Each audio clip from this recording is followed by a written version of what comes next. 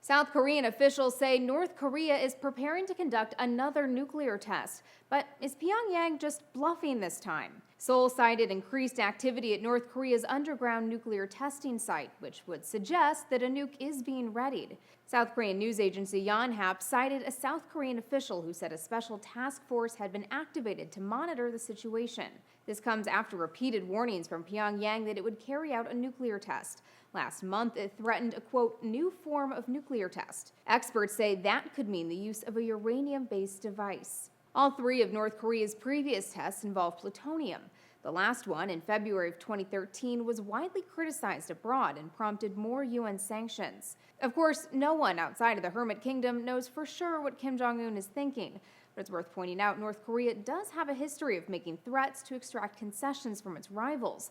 The question is, will it make good on its alleged provocation this time? The Wall Street Journal notes North Korea certainly has the ability. And from the New York Times, the fact that the South Korean military activated an emergency task force meant that it took the North's most recent activities more seriously. Of course, South Korea is a little preoccupied right now. The reported nuclear activity comes less than a week after a ferry capsized off the coast of South Korea.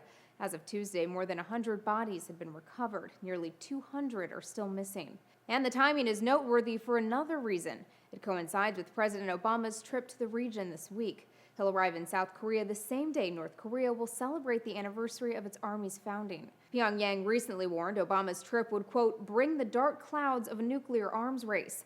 But a CNN correspondent suspects that's all just bluster. Whether, of course, they're prepared to detonate a nuclear device while the president is actually in or on the ground, that would be, even by North Korean standards, an extraordinary provocation. Instead, a professor at the University of North Korean Studies in Seoul told Bloomberg there may be another reason for the supposed nuclear activity. By revealing signs the North can draw attention from Obama and warn him against issuing hawkish statements against the regime during his trip. A writer for Time adds, domestically, North Korea has another incentive.